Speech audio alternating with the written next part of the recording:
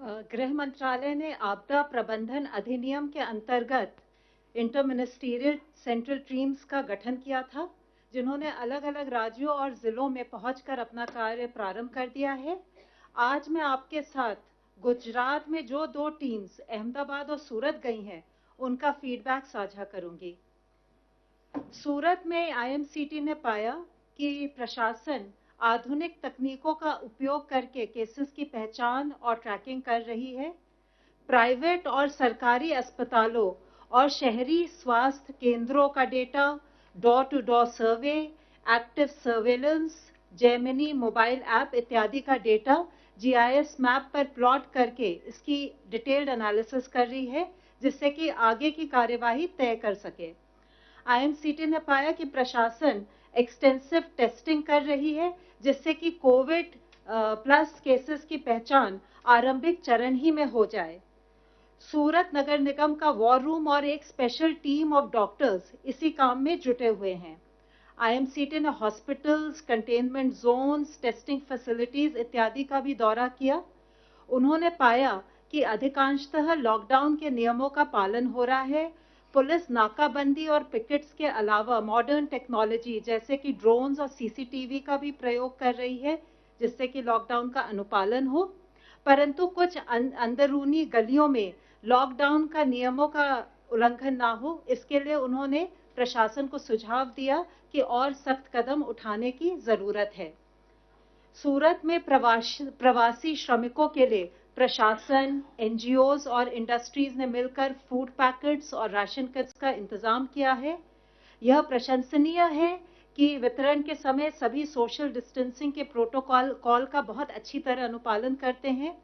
IMCT ने प्रशासन को सुझाव दिया है कि श्रमिकों के साथ कोविड-19 के बारे में जो जानकारी है, उसको उन्हीं की भाषा में साझा करें।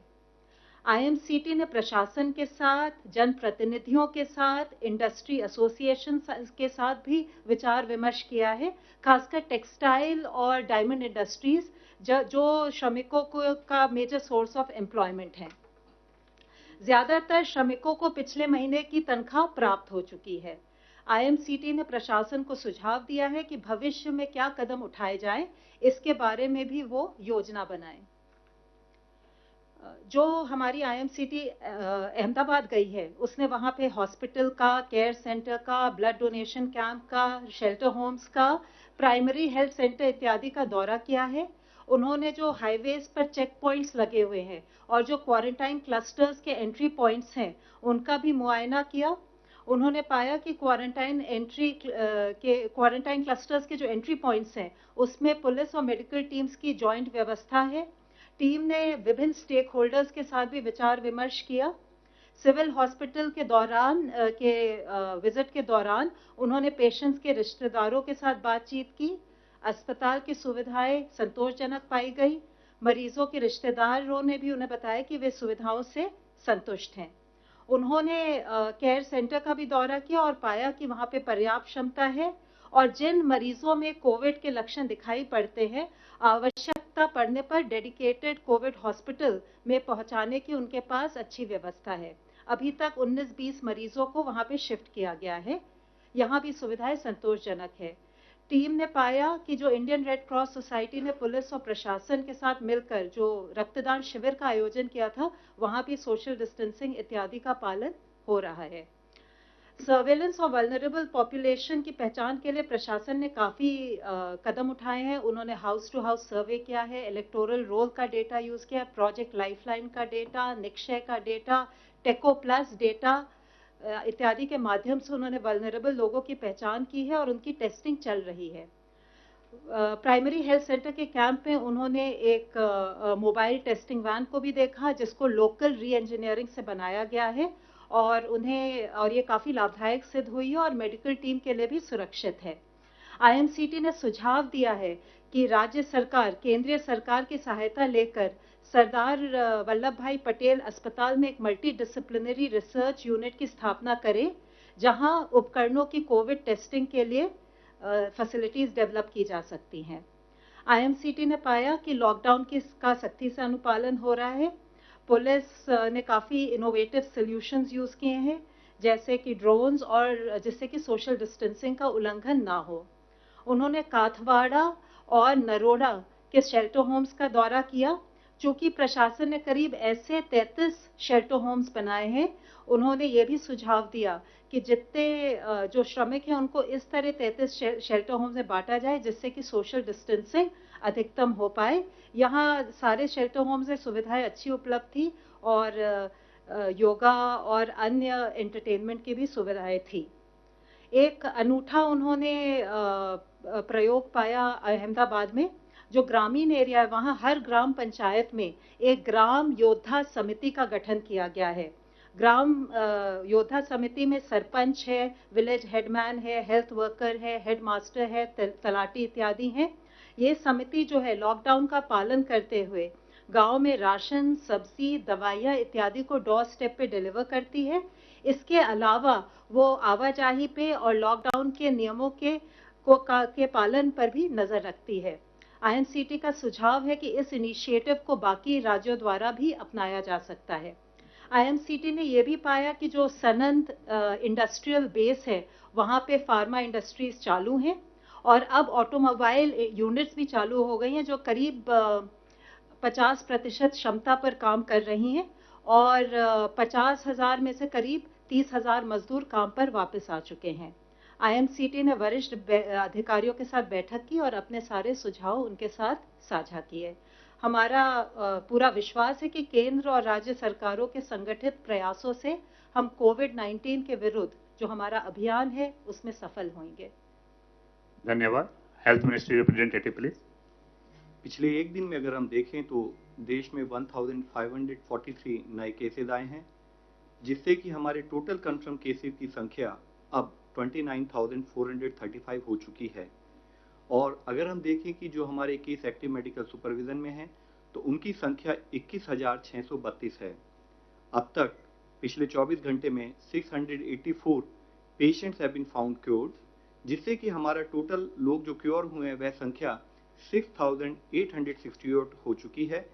इससे हमारा रिकवरी रेट करीब 23.3% इस टाइम में समय हो गया है, जो कि एक बहुत ही प्रोग्रेसिव इंक्रीज है। मैं आप लोगों की दृष्टि में लाना चाहूँगा।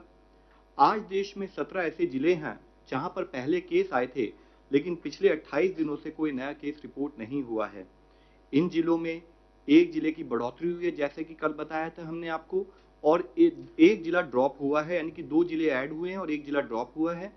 जो जिले ऐड हुए हैं वह है कलिम्पोंग वेस्ट बंगाल में, वायनाड केरला में, और जो जिला जहां पर एक एडिशनल केस आया है वह है लखीसराय बिहार में। इसका सीधा तात्पर्य यही है कि हमें कांस्टेंट विजिल मेंटेन रखने की आवश्यकता है। किसी भी जिले में, किसी भी स्टेट में जब हम कार्य करें तो वहां पर किसी भी तरह की रिलैक्सेशन ना हो। आज माननीय स्वास्थ्य मंत्री जी ने वीडियो कॉन्फ्रेंस के द्वारा डिपार्टमेंट ऑफ बायोटेक्नोलॉजी और उनके 18 ऑटोनॉमस बॉडीज और साथ में उनसे संबंधित पीएसयूज के डायरेक्टर्स के साथ रिसर्च के बारे में समीक्षा की। उन्होंने मेक इन इंडिया के तहत antibody detection kits, real time PCR based detection kits और कोविड-19 के लिए वैक्सीन के डेवलपमेंट को फास्ट ट्रैक करने के लिए कहा।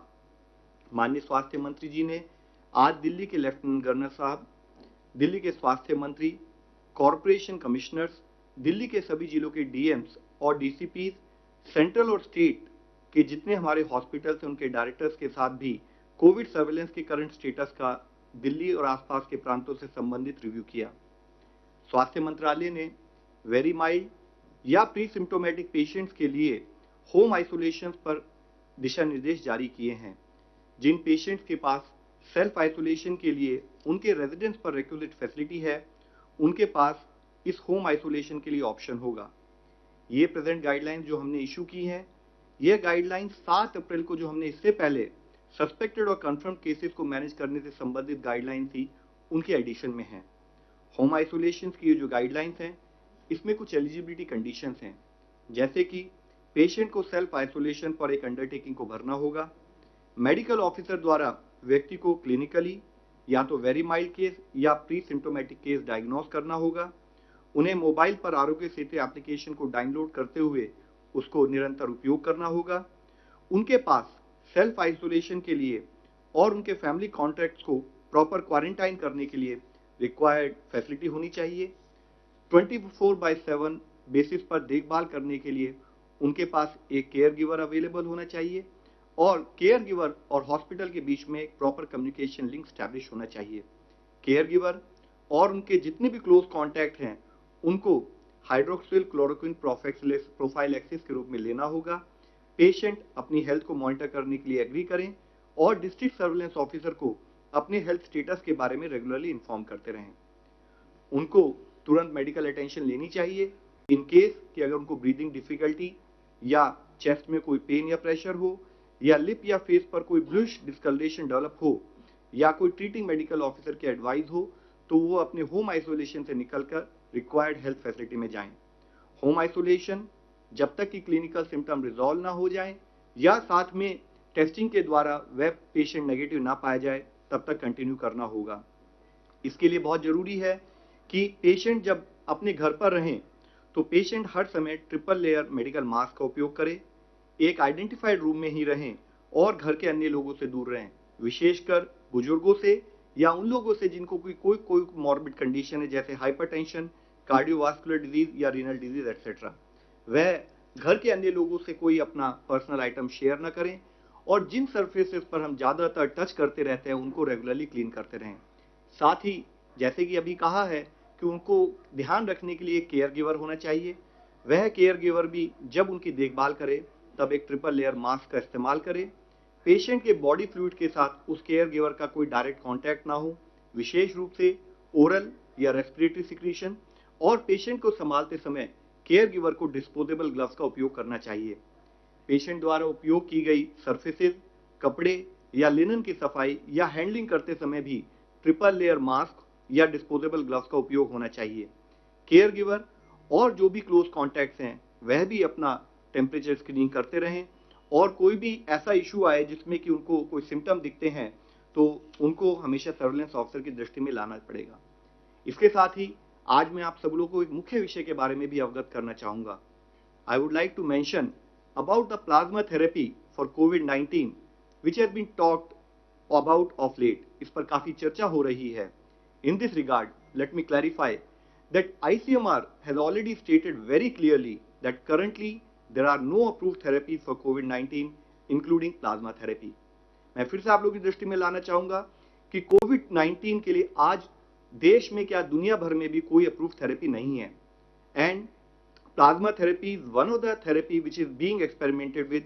However, so far there is no evidence to support it as a treatment। यह अभी भी एक्सपेरिमेंटल स्टेज पर है, इसका कोई एविडेंस नहीं है कि इसको ट्रीटमेंट के रूप में इस्तेमाल किया जा सकता है। यूएस एफडीए ने भी इसे एक एक्सपेरिमेंटल थेरेपी के रूप में ही देखा है। आईसीएमआर ने एक नेशनल स्टडी को लॉन्च किया है ताकि वह इस थेरेपी की एफिकेसी के बारे में स्टडी कर सके। इसलिए इस विषय में यह क्लैरिफाई करना बहुत जरूरी है, अति आवश्यक है कि जब तक कि आईसीएमआर अपनी स्टडी को कंक्लूड ना कर ले, रोबस्ट साइंटिफिक प्रूफ अवेलेबल ना हो, तब तक इस थेरेपी को केवल हम या तो रिसर्च या ट्रायल पर्पस के लिए ही उपयोग करें। इनफैक्ट जो प्लाज्मा थेरेपी है, अगर इसको हम प्रॉपर तरीके से प्रॉपर गाइडलाइंस के तहत इस्तेमाल ना करें तो इससे लाइफ थ्रेटनिंग कॉम्प्लिकेशंस भी हो सकती हैं। जब तक यह थेरेपी प्रॉपरली अप्रूव नहीं है या इसकी इफेक्टिवनेस सिद्ध नहीं हुई है, तब तक इसके बारे में किसी भी तरह का दावा किसी भी स्थाई पर करा जाना बिल्कुल अनुचित है। आईसीएमआर की स्टडी के बारे में कहीं भी इस प्रकार का प्रयोग पूरी तरह से इलीगल है और दूसरी तरफ पेशेंट की जान को इससे खतरा भी उत्पन्न हो सकता है।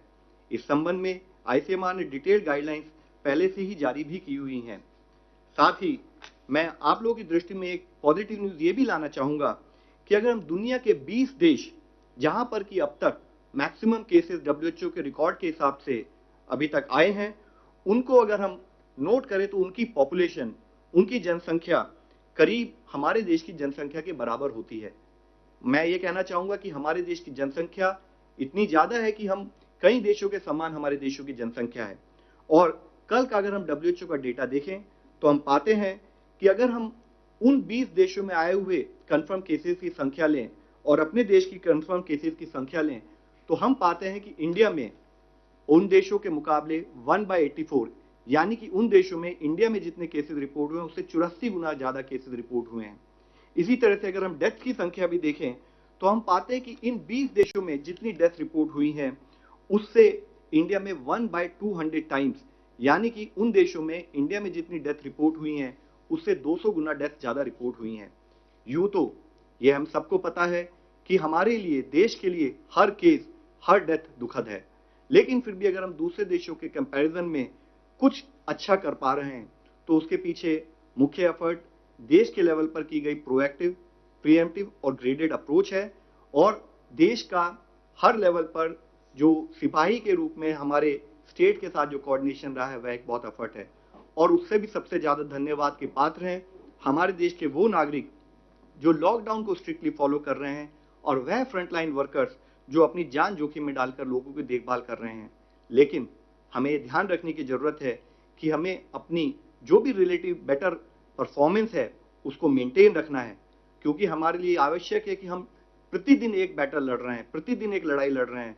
हमें किसी भी समय में रिलैक्स होने का कोई स्कोप नहीं है, हमारे रिस्पॉन्स में कहीं पर भी कोई ढिलाई ना आए। हम इसी मोमेंटम के साथ, इसी कॉन्फिडेंस के साथ अपने इस प्रयत्न में लगे रहें, देश का हर नागरिक सपोर्ट दे ताकि हम इस बीमारी से निजात पा सकें। धन्यवाद। धन्यवाद। जितेंद्र तिवारी, हिंदुस्तान समाचार। मैं जितेंद्र तिवारी, हिंदुस्तान समाचार न्यूज एजेंसी से। डॉक्टर साहब, जो कोरोना वॉरियर्स हैं, खासकर जो डॉक्टर्स हैं, वो सारे जितने सेफ्टी मेजर्स हैं वो लेते हैं, ग्लव्स पहनते हैं या जो कुछ भी आप बताते हैं, उसके बाद भी खबर आती है कि वो उनमें से बहुत लोगों को हो रहा है। क्या कोई टोटल संख्या देश की आई है? दूसरा, क्या कोई स्टडी की है कि इतने सेफ्टी मेजर्स के बाद भी वो कैसे संक्रमित हो जाते हैं? पहली बात। और दूसरी बात, आपने कल कहा था कि जो व्यक्ति ठीक हो जाता है, जो कोरोना से बाहर आ जाता है, वो दूसरे को साधारण तौर पर संक्रमित नहीं करता है, उससे बहुत बचने की या उससे दूरी बनाने की जरूरत नहीं है। इसकी भी क्या कोई स्टडी हुई है? क्योंकि बहुत लोग दोबारा भी बीमार पड़ रहे हैं, इसे भी बाहर से समाचार आए। सर देखिए, पहला इशू जैसे आपने बताया है कि अगर कभी भी कोई भी हेल्थ प्रोफेशनल रिक्वायर्ड प्रिकॉशंस को नहीं लेगा तो वह संक्रमित हो सकता है। ये हमारे लिए शुरू से ही एक बहुत सोचनीय विषय रहा है, जिसके बारे में आपके द्वारा भी और हम स्टेट लेवल पर, डिस्ट्रिक्ट लेवल पर भी जो हम ट्रेनिंग कर रहे हैं ऑनलाइन, और हमारे एम्स के द्वारा जो ऑनलाइन ट्रेनिंग पूरे देश में जा रहे हैं, उसमें हम बताते रहे हैं। हमारे लिए जरूरी है कि हमारे सारे हेल्थ प्रोफेशनल्स जो रिक्वायर्ड गाइडलाइंस हैं उसको फॉलो करें। अगर रिक्वायर्ड गाइडलाइंस फॉलो नहीं करेंगे तभी इन्फेक्शन होने का खतरा है। आप ये मान के चलिए कि हमारे हेल्थ प्रोफेशनल्स कोविड-19 ही नहीं, अपने आईसीयू में जब वह डिफरेंट टाइप की डिजीजेस को डील करते हैं, डिफरेंट टाइप की सर्जिकल ऑपरेशंस परफॉर्म करते हैं, तो उनको रिक्वायर्ड प्रिकॉशन लेनी होती है, जिसकी वजह से ही हमारे हेल्थ प्रोफेशनल्स उन सारी डिजीजेस को मैनेज करते हुए भी अपने आप को बचा कर रखते हैं। तो जरूरी है कि हम हर तरीके से जो भी प्रिकॉशंस हैं उसको फॉलो करें। उसके अलावा जैसे आपने दूसरा प्रश्न पूछा था, देखिए इसमें भी अभी वर्ल्ड ओवर कुछ केसेस रिपोर्ट हुए हैं जो कि बहुत ही मिनिस्क्यूल नंबर है, कि कुछ लोग पहले ठीक हुए लेकिन उनके बाद में उनको फिर कोरोना इन्फेक्टेड पाया गया। लेकिन ये इतना भी मिनिस्क्यूल परसेंटेज है कि इसके बारे में अभी हम कंक्लूसिव एविडेंस ये नहीं ले सकते कि जो कोरोना से संक्रमित आदमी है वह ठीक हो गया तो वो सारे के सारे ही ऐसे हो जाते हैं। ये कंक्लूसिव एविडेंस नहीं है। इसके लिए जरूरी है कि हम ये समझें कि जो आदमी पेशेंट ठीक हो चुका है पीसीआर टेस्ट के द्वारा, जो कि गोल्ड स्टैंडर्ड है, जो क्लियर हो चुका है, तो वह पर्टिकुलर पर्सन बिल्कुल ठीक है।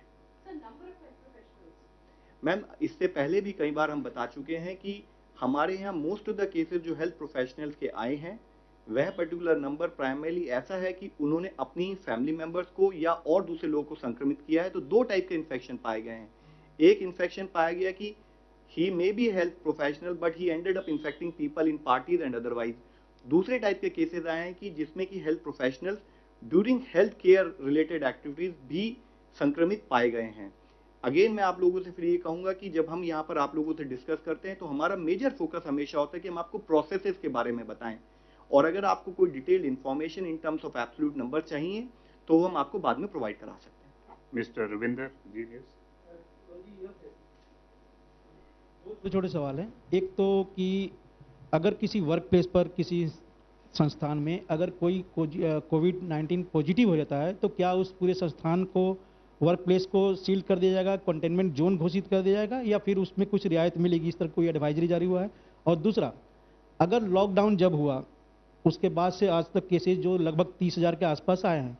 पहले ये बताया जा रहा था कि अगर लॉकडाउन नहीं होता तो 8 लाख, फिर 40 लाख, कोई डाटा बोल रहा है कि 1 करोड़ तक पहुंच जाता।